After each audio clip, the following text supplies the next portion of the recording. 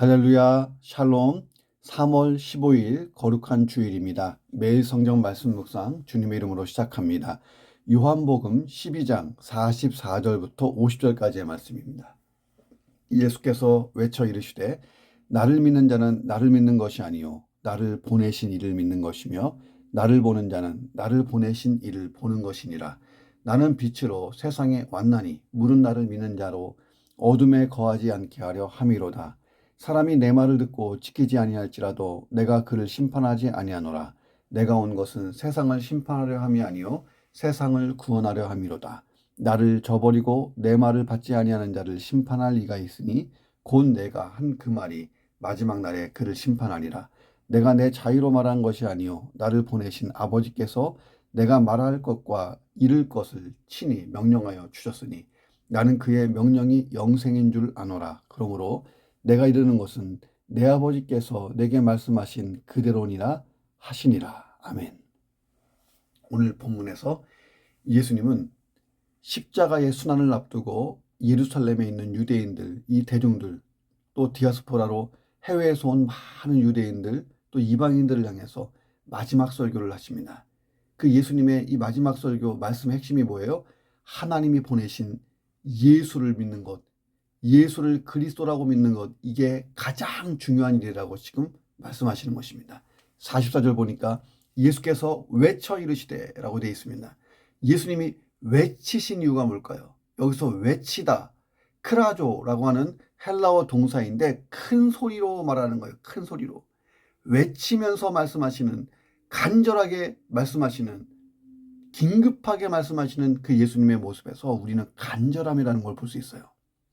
간절한 심정으로 유대인들을 향해 호소하시는 예수님의 모습이 부각되어 있는 본문입니다. 이 본문의 내용을 묵상합니다. 첫 번째, 이 그리스도인은 세상 사람들이 예수님을 볼 수 있는 창문, 창 같은 것이라는 거예요.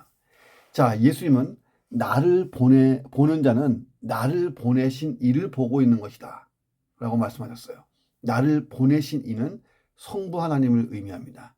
이런 예수님의 말씀은 당시 유대인들에게 상당한 충격이었을 거예요. 왜냐하면 성경의 기록을 통해 볼 때 누구도 하나님을 직접 뵌 사람이 없었기 때문에 그들에게는 이 말씀이 충격적이고 신성모독이라고 생각한 거죠. 심지어 유대인들에게 있어서 하나님 다음으로 위대했던, 가장 위대한 사람이라고 생각했던 모세마저도 하나님을 직접 대면하지 못하고 다만 뒷모습만 간접적으로 봤죠. 출애굽기 33장의 내용을 보면, 자 34절에 보면 이 인자는 누구냐? 그리스도는 영원히 있는데 들려야 한다고 하는 이 인자 누구냐? 너는 누구냐? 이렇게 묻는 유대인들에게 예수님이 단순한 정체의 계시 차원이 아니고 하나님만 하실 수 있는 선포를 하십니다. 자, 빌립보서 2장 6절에 보면 예수님은 보이지 않는 하나님의 본체로서 성부 하나님과 동등한 분이다 이렇게 되어 있죠. 자, 예수님과 우리 사이에는 넘을 수 없는 존재의 간격이 있어요. 자, 그런데 로마서 8장 29절에 보면 하나님이 미리 아신 자들을 또한 그 아들의 형상을 본받게 하기 위하여 미리 정하셨으니 이는 그로 많은 형제 중에서 맏아들이 되게 하려 하심이니라 이렇게 증거되어 있습니다. 다시 말하면 우리를 구원시키신 이유, 우리가 구원받은 이유, 하나님이 우리를 택하셔서 죄와 멸망에서 구원하시고 천국 백성 되게 하신 이유, 8장 29절, 로마서 8장 29절에 따르면 예수의 형상을 본받게 하기 위해서 그렇게 하셨다는 거예요. 그러니까 구원받은 사람이 최종적으로 걸어가야 될 길은 예수님을 온전히 닮는 것, 이것이 구원받은 사람의 삶이에요. 이 일을 잘 성취하는 사람들을 보면 그 사람에게서 예수의 모습이 보인다는 거예요. 자, 어떤 사람은 예수의 모습이 1%, 10%, 20% 이게 보일지 몰라요. 사도 바울이 말했죠. 누구도 100% 예수를 닮은 사람은 없다고. 우리는 계속 성화되는 거예요. 자, 우리가 부활의 몸을 입고 영화롭게 되기 전까지는 누구도 예수님을 100% 닮을 수는 없어요. 자, 그러나 우리가 예수님을 이렇게 닮으려고 할 때에, 성화될 때에 사람들은 우리의 모습을 보면서 예수님을 본다는 거예요. 나를 보는 자는 나를 보내신 이를 보고 있는 것이다 라고 말씀하신 예수님 말씀처럼 여러분 저를 보세요. 저를 보고 있으면 예수님을 보고 있는 거예요 라고 말할 수 있다면 얼마나 훌륭한 신앙인의 삶이냐는 거예요. 세상 사람들이 먼저 아유 당신을 보니까 예수님 보는 것 같네요 라고 말해준다면 얼마나 좋을까요? 자, 20세기 성인이라고 불렸던 인도의 간디가 남긴 말이에요. 나는 그리스도인을 존경하고 사랑합니다. 그러나 나는 그리스도를 존경하고 사랑합니다. 그러나 그리스도인은 싫어합니다. 왜냐하면 그들은 그리스도를 전혀 닮지 않았기 때문입니다. 자, 이게 얼마나 뼈아픈 말인가요? 자, 그리스도의 형상을 담고 그것을 성취해야 될 그리스도인들이 그리스도를 전혀 닮지 않았다. 이거는 신앙생활을 어떻게 하는 거예요? 예. 오늘 내 삶이 세상을 통해 예수님을 보게 되는, 세상이 나를 통해 예수님을 보게 되는 창이 되기를 주의 이름으로 축원합니다. 고린도후서 2장 15절 16절에 보면 그런 삶을 그리스도의 향기가 나는 삶이라고 정의하고 있습니다. 우리는 구원받는 자들에게나 망하는 자들에게나 하나님 앞에서 그리스도의 향기다. 자, 이 사람에게는 사망으로부터 사망에 이르는 냄새가 나고 저 사람에게는 생명으로부터 생명에 이르는 냄새가 난다. 누가 이 일을 감당하리요?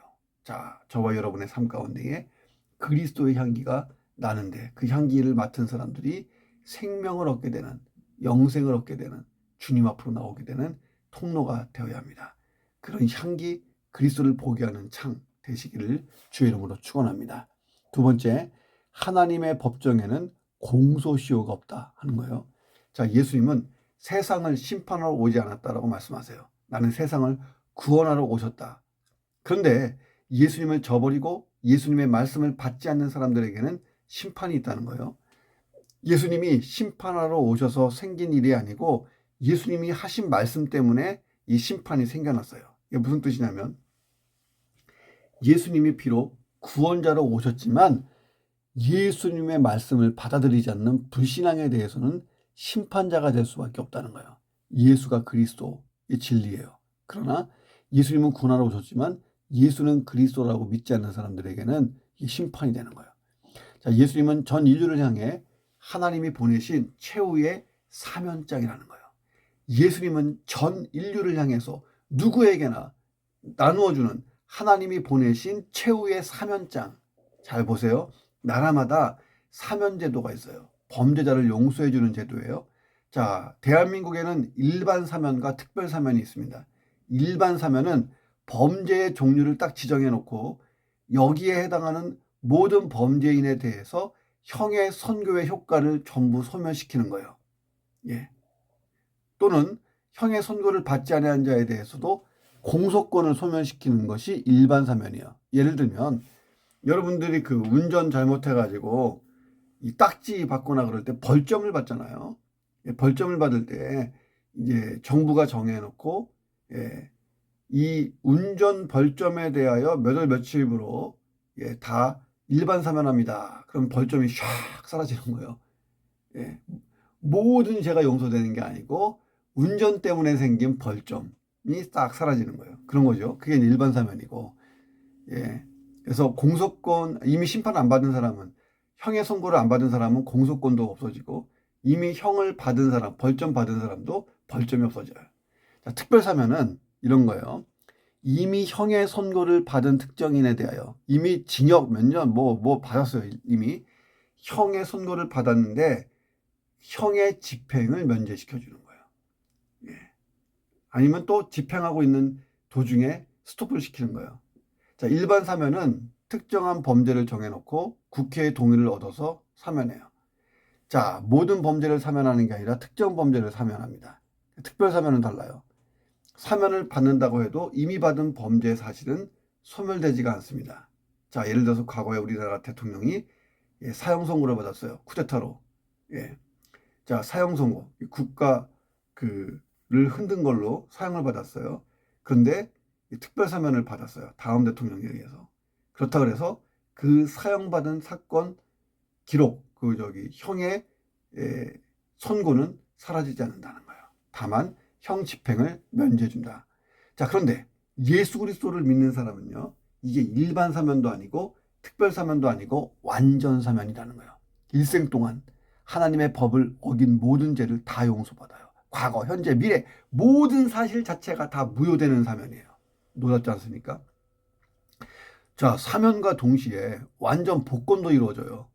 자, 마귀의 자녀, 자, 죄의 자녀였는데 단번에 하나님의 자녀가 되는 자격을 얻습니다. 지구상에 이런 사면은 없다는 거예요. 자, 그런데 이런 완벽한 사면이라 해도 사면장 자체를 거부하는 사람에게는 아무 효력이 없다는 거예요. 예수를 그리스도라고 믿지 않는 사람에게 아무런 혜택이 없다는 거예요. 이들에게 무슨 새로운 판결을 내릴 필요도 없어요. 예. 이미 형이 확정되어 있거든요. 아담 이래로 세상 사람들은 이미 심판받은 상태로 형이 확정되어 있어요. 사면을 받지 않으면 이 형은 그냥 집행되는 거예요. 이해가 되십니까? 육체적으로 이미 사형 선고를 받았어요. 영혼은 하나님과 원수된 상태로 돼 있어요. 하나님과 분리되어 있다는 거예요. 마귀의 통제와 지배 아래에 있어요. 죄악이 지배하고 있어요. 세상 떠나는 날 완전하게 지옥으로 가게 될 거예요. 이것이 불신앙에 대한 심판의 전부잖아요.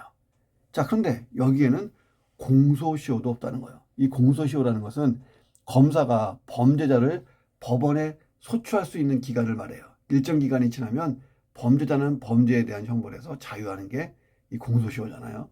예수님이 이렇게 말씀하셨어요. 마지막 날에 그를 심판하리라. 자, 이 마지막 날, 이것이 공소시효의 끝이에요. 자, 이 마지막 날을 피해갈 사람은 아무도 없어요. 요한계시록 20장 12절에 보니까 마지막 날에 사람들이 심판받는 장면이 쫙 나와요. 한번 찾아보세요. 또 내가 보니 죽은 자들이 큰 자나 작은 자나 그 보좌 앞에 서 있는데 책들이 쫙 펴 있고 또 하나의 책이 펴 있는데 그 책은 생명책이라. 죽은 자들이 자기 행위를 따라 책들에 기록된 대로 심판을 받으니라고 되어 있습니다. 두 권의 책에 의해서 심판을 받아요. 하나는 행위의 책, 일생 동안 행한 것들이 다 기록되어 있어요. 또 하나는 생명책. 그런데 이 생명책에 이름이 적혀 있지 않은 자들은 행위의 책에 적힌 지은 죄로 인해서 다 심판받는 거예요. 생명책에 이름이 적혀 있는 것이 중요한 거예요. 오늘 내 주변에 이 생명책에 이름이 적혀 있지 않는 아직 예수를 구주와 주님으로 믿지 못한 자들을 찾아다녀야 돼요. 공소시효, 예, 이게 하나님 나라에는 없어요. 마지막 날까지 이 문제를 해결해야 돼요. 그가 하나님의 심판대에서 행위의 책에 의해서 멸망당하지 않도록 구원하는 일에, 복음 전하는 일에 최선을 다해 보시기를 주 이름으로 축원합니다. 세 번째, 하나님의 말씀은 가감없이 받아야 된다. 가감없이. 자, 50절에 보면 예수님은 내가 이르는 것은 내 아버지께서 내게 말씀하신 그대로다 라고 말씀하셨어요. 그대로다. 하나님께로부터 받은 말씀을 그대로 전하고 있다라고 말씀하시는 거예요. 이 교회가 선교를 시작한 이래로 가장 많은 논란을 일으킨 문제가 토착화 문제예요. 교회가 말씀을 땅끝까지 전할 때에 수많은 문화와 수많은 상황을 만나요. 자, 그때 이 말씀과 이 상황과 문화를 어떻게 조화시키는가, 이것을 가지고 상황화라고 합니다. 그래서 제가 신학교 다닐 때도 상황화 신학이라고 얘기했었어요. 상황화 신학. 예. 자, 복음과 상황을 어떻게 조화시킬 것인가. 자, 그런데 예수님은 이 문제를 분명히 해결하시죠. 내가 이르는 것은 내 아버지께서 내게 말씀하신 그대로니라. 자, 예수님은 유대인들의 문화와 토양에서 복음을 전하고 있었어요. 자, 그래서 그들이 알아듣기 쉽게 복음을 전해주셨지만 하나님의 말씀 그 자체를 그대로 그 속에 담았던 거예요. 그들의 문화와 토양 때문에 하나님 말씀이 변질되거나 왜곡돼서 전달되지 않았다는 것입니다. 예를 들면 이런 거예요. 예수님이 인류의 구원을 위하여 이 땅에 오셨어요. 십자가를 지고 하나님의 어린 양으로서 온 세상의 죄를 다 짊어지고 제물되어 십자가에서 죽으실 거예요. 그리고 대제사장의 역할을 또 십자가에서 감당하는 마지막 제사를 드리는 역할을 하실 거예요. 그런데요, 막상 유대 땅에 와보니까 상황이 참 달라요. 사람들이 정치적인 메시아를 원하는 거예요. 야, 어쨌든 메시아는 메시아니까 그러면 이들이 원하는 대로 상황화시켜서 정치적 메시아로 하고 하나님의 뜻을 전할까? 그러지 않았잖아요. 자, 인류 구원이라는 목표를 달성하면 되는 거 아니야? 그들이 원하는 대로 정치적인 메시아가 되어줄까? 메시아만 되면 되고 구원만 하면 되는 거잖아. 자, 이게 누구 생각이에요? 그 당시 유대인들의 생각이지만 그 뒤에 누가 있어요? 마귀의 생각이에요. 야, 이 돌멩이를 떡으로 변해서 사람들을 너에게 다 끌어들여라. 그렇게 해서 메시아가 되면 되지. 아이, 높은 데서 뛰어내려 봐. 하나님이 천사를 보내서 너를 다 받아줄 거 아니야. 그러면 너는 한 번에 슈퍼맨이 되고 모든 사람이 당신을 그냥 메시아로 믿을 텐데 뭐 십자가 지고 피 흘리고 어렵게 하냐. 이렇게 예수님을 시험했잖아요.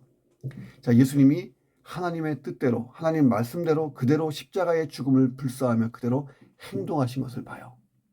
상황이 달라도 하나님 말씀은 그대로 전달돼야 되는 거예요.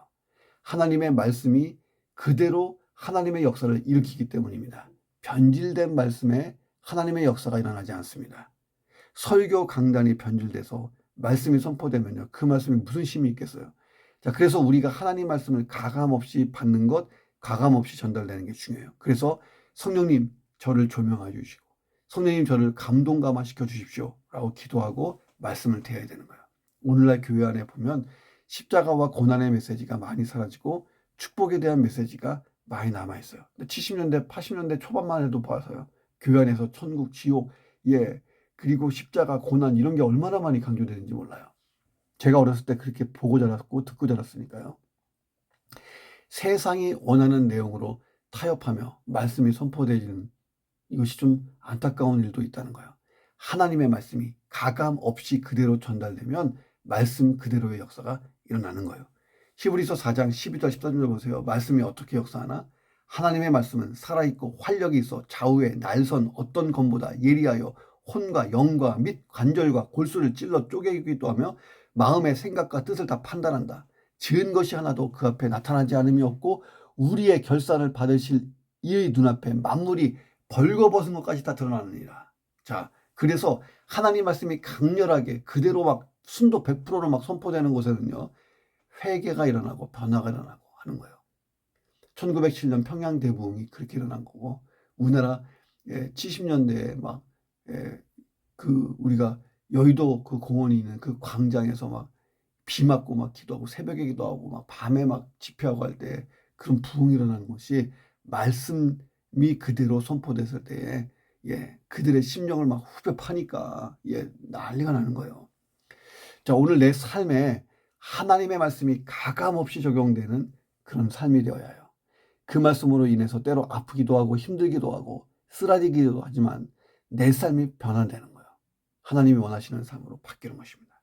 그때로는 그 말씀으로 인해서 기쁘고 감격스럽고 막 흥분되고 자, 그래서 삶에 거대한 결단이 막 일어나는 거예요. 자, 하나님께서 나를 말씀으로 하나님의 일에 부르시고 있기 때문에 말씀이 먼저 내 안에 들어와서 역사하는 것입니다. 하나님 말씀에 민감한 사람들, 그들이 하나님의 일을 감당하고 하나님의 마음을 아는 거고 하나님의 마음을 알기 때문에 그 뜻을 따라서 사는 것입니다. 그리고 말씀대로 살기 때문에 그의 삶 속에 말씀의 위대한 역사가 쓰여지는 거예요. 그런 삶이 되시기를 주의 이름으로 축원합니다. 하나님, 나를 통해서 예수님이 보여질 수 있도록 내가 예수님을 보여주는 창이 되어서 많은 사람이 주 앞으로 오게 하여 주옵소서. 생명책에 기록되지 못해서 마지막 날 심판 때에 절망할 영혼들이 내 주변에 있다면 그들을 찾아 나서고 그들에게 복음을 전하게 하여 주옵소서. 하나님의 말씀이 나의 삶에 가감없이 들려지고 적용되고 내 삶의 진정한 변화와 부흥이 일어날 수 있도록 역사해 주옵소서.